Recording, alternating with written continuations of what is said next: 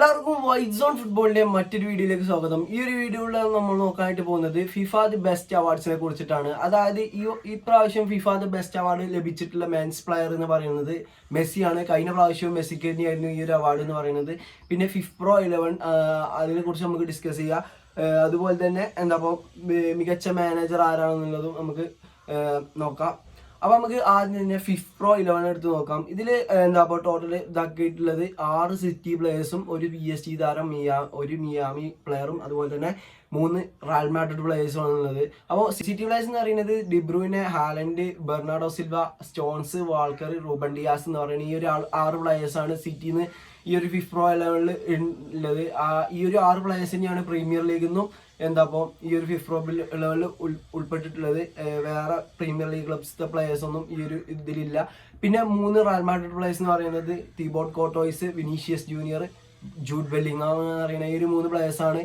പിന്നെ ഉള്ളത് PSG എന്ന് പറയുന്നത് സ്വാഭാവികമായിട്ടും എംബാപ്പയാണ്. പിന്നെ ഇന്റർ മിയാമി പറയേണ്ട ആവശ്യമില്ലല്ലോ, ലയണൽ മെസ്സിയാണ് ആ ഒരു പ്ലെയർ എന്ന് പറയുന്നത്.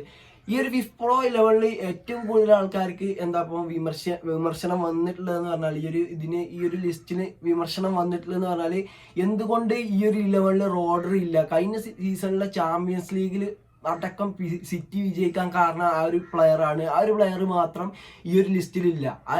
എന്താണ് സംഭവം എന്ന് ആർക്കും മനസ്സിലായിട്ടില്ല. അപ്പോൾ റോഡ്രിക്ക് എന്തായാലും ഈ ഒരു 11 ഒരു പൊസിഷൻ എന്തായാലും ഡിസേർവ്ഡ് ആണ് എന്നാണ് എനിക്ക് തോന്നുന്നത്. എല്ലാവരുടെ അഭിപ്രായം അത് തന്നെയാവും. കാരണം അങ്ങനത്തെ ഒരു പെർഫോമൻസ് ആയിരുന്നു കഴിഞ്ഞ സീസണിലും ഇപ്പോൾ ഈ ഒരു സീസണിലും റോഡ്രി നടത്തിക്കൊണ്ടിരിക്കണം എന്നുള്ളതാണ് എനിക്ക് പറയാനുള്ളത്. ഇതിൽ സിറ്റിന്റെ പ്ലേയേഴ്സ് കൂടുതൽ വരാൻ കാരണം നമുക്കറിയാം, കഴിഞ്ഞ സീസണിലത്തെ ട്രബിൾസ് വിന്നറാണ് സിറ്റി എന്ന് പറയുന്നത്. Premier league, FA cup, champions league, അങ്ങനെ ഈ ഒരു സീസൺ ഈ ഒരു ഇതിൽ തുടക്കത്തിലാണെന്നുണ്ടെങ്കിലും സൂപ്പർ കപ്പും അതുപോലെ തന്നെ ഇതൊക്കെ നേടാനായിട്ട് കഴിഞ്ഞിട്ടുണ്ട്. വേൾഡ് കപ്പൊക്കെ ഈ ഒരു സീസണിൽ അവരടിച്ചിട്ടുണ്ട് എന്നുള്ളതാണ്. അപ്പോൾ അങ്ങനെ ഒരു ട്രബിൾസ് വിന്നർ ആയ സിറ്റി എന്ന് കഴിഞ്ഞ സീസണിൽ നമ്മൾ കണ്ടിട്ടുണ്ടായിരുന്നത്. അപ്പോൾ ആ ഒരു സിറ്റിയിൽ നിന്ന് തന്നെയാണ് കൂടുതൽ ഈ ഒരു 11 പ്ലേയേഴ്സ് ഉള്ളത്. പക്ഷേ റോഡ്രിക്കും ഈ ഒരു 11 സ്ഥാനം ഉണ്ട് എന്നുള്ളതാണ് എനിക്ക് പറയാനുള്ളത്. നമുക്ക് ഫിഫ ദി ബെസ്റ്റ് പ്ലെയറിനെ കുറിച്ച് നോക്കാം. ഈ ഒരു ഇതിൽ 3 ആൾക്കാരെ ഇന്ന് ഷോട്ട് ചെയ്തിട്ടുണ്ടായിരുന്നത്. അതിലൊന്ന് ലയണൽ മെസ്സി, ഹാലൻഡ്, എംബാപ്പെ. ഈ ഒരു 3 പ്ലേയേഴ്സിന് വോട്ട് ചെയ്തുകൊണ്ട് മറ്റ് ഫുട്ബോൾ ജേർണലിസ്റ്റുകളും അതുപോലെ തന്നെ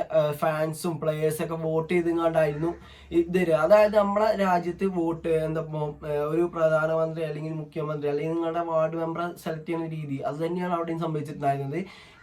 ഈ ഒരു ഓരോരോ വോട്ടിനനുസരിച്ചായിരുന്നു. അല്ലാതെ ഫിഫന്റെ ഔദ്യോഗിക ആൾക്കാർ എടുത്തുകൊണ്ട് മെസ്സിക്ക് കൊടുക്കുകയല്ല. മെസ്സി ഇത് കുറെ ആൾക്കാർക്ക് റിഗ്ഡ് ആയി തോന്നാം, പക്ഷെ എനിക്കും അങ്ങനെ തോന്നിയിട്ടുണ്ട്. കാരണം കഴിഞ്ഞ 2022 വേൾഡ് കപ്പ് അടിച്ചതിന് ഇപ്പോഴും ഇത് കൊടുക്കേണ്ട ആവശ്യമില്ല. കാരണം കഴിഞ്ഞ കൊല്ലത്തെ ആ ഒരു വേൾഡ് കപ്പിന്റെ ഇതിന് കഴിഞ്ഞ കൊല്ലം മെസ്സിക്ക് ഫിഫ ദി ബെസ്റ്റ് അവാർഡ് കൊടുത്തതാണ്. ഈ വർഷവും അതിന്റെ പേരിൽ തന്നെ കൊടുക്കേണ്ട ആവശ്യമില്ല. പിന്നെ ഒരു മെസ്സി ഫാൻസിന് തന്നെ ചിന്തിച്ചാൽ മനസ്സിലാവും, ഒരു ട്രബിൾസ് വിന്നർ ആയിട്ടുള്ള ഹാലൻഡ് കഴിഞ്ഞ സീസണിൽ എത്ര ഗോൾ അടിച്ചിട്ടുണ്ട്.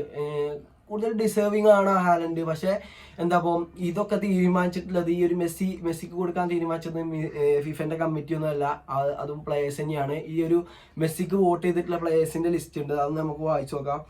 അപ്പൊ നമുക്ക് ഈ ഒരു ഫിഫ ദ ബെസ്റ്റിൽ മെസ്സിക്ക് വോട്ട് ചെയ്തിട്ടുള്ള പ്ലേയേഴ്സിന്റെ ലിസ്റ്റ് ഒന്ന് നോക്കാം. Kylian Mbappe, Mohamed Salah, Luka Modric, Harry Kane, Virgil van Dijk, Jan Oblak, Robert Lewandowski, Gianluigi Donnarumma, Heung-min Son, Christian Pulisic, Federico Valverde, Romelu Lukaku, Andre Robertson, Falcao, Granit Xhaka എന്ന് പറയുന്ന ഇങ്ങനത്തെ main players ഒക്കെ മെസ്സിക്ക് vote ചെയ്തിട്ടുണ്ട്. അപ്പോൾ ഇത് നമ്മൾ വായിച്ചത് പ്ലേയേഴ്സിന്റെ ലിസ്റ്റ് ആണ്. ഇനി ഫാൻസിന്റെ വോട്ടും അതുപോലെ തന്നെ ജേർണലിസ്റ്റുകളും അങ്ങനത്തെ ഫുട്ബോൾ പണ്ഡിറ്റുകളൊക്കെ അവരുടെയൊക്കെ വോട്ടുകൾ ഉണ്ടാവും. അതിന്റെ അടിസ്ഥാനത്തിലാണ് മെസ്സിക്ക് ഈ ഒരു ഫിഫ ദ ബെസ്റ്റ് അവാർഡ് കൊടുത്തിട്ടുള്ളത്. അപ്പോൾ ഹാലൻഡിന് ഡിസേർവ്ഡ് ആണ്. 2022 ഡിസംബർ 19 മുതൽ ഇതുവരെയുള്ള കണക്കായിരിക്കും നോക്കുക. അപ്പോൾ ആ ഒരു പീരീഡിൽ അച്ചീവ്മെന്റ്സ് ഒക്കെ എടുത്ത് നോക്കുകയാണെന്നുണ്ടെങ്കിൽ ഹാലൻഡിന് ഒരു UCL വിൻ ചെയ്യാൻ കഴിഞ്ഞു. FA കപ്പ്, അതുപോലെ തന്നെ പ്രീമിയർ ലീഗിന്റെ ടോപ്പ് സ്കോറർ ആയിരുന്നു. അതുപോലെ തന്നെ പ്രീമിയർ ലീഗിന്റെ ആ ഒരു ഗോള്, ഒരു സീസണിലത്തെ ടോപ്പ് ഗോള് എന്നുള്ള ഇതൊക്കെ കഴിഞ്ഞ സീസണിൽ ഹാലൻഡ് തിരിച്ചു ചെയ്തിരുന്നു. അതുപോലെ തന്നെ FA കപ്പ്. ഒരു സ്റ്റാറ്റിസ്റ്റിക്സിന്റെ കാര്യത്തിൽ എടുത്ത് നോക്കുകയാണെന്നുണ്ടെങ്കിൽ ഇത് വെൽ ഡിസേർവ്ഡ് ആയിട്ടുള്ള ഒരു പേഴ്സൺ എന്ന് പറയുന്നത് ഹാലൻഡാണ്. പക്ഷേ ഈവൻ ലുക്ക മോഡ്രിച്ച് വരെ എന്താ ഇപ്പോൾ മെസ്സിക്ക് വോട്ട് ചെയ്തിട്ടുണ്ട്. അപ്പൊ എന്തായാലും മെസ്സിക്ക് കിട്ടിയത് വെറുതെ ആയിരിക്കില്ല എന്നാണ് എനിക്ക് തോന്നുന്നത്. അപ്പോൾ ഇതൊക്കെയാണ് എനിക്ക് ആ ഒരു ഫിഫ ദി ബെസ്റ്റ് അവാർഡിനെ കുറിച്ച് പറയാനുള്ളത്. അപ്പോൾ ഇന്നത്തെ വീഡിയോ ഇത്രയുള്ളൂ. ഈ ഒരു വീഡിയോ നിങ്ങൾക്ക് ഇഷ്ടപ്പെടുകയാണെന്നുണ്ടെങ്കിൽ തീർച്ചയായിട്ടും കൂടെ നിൽക്കുക. ഓക്കെ.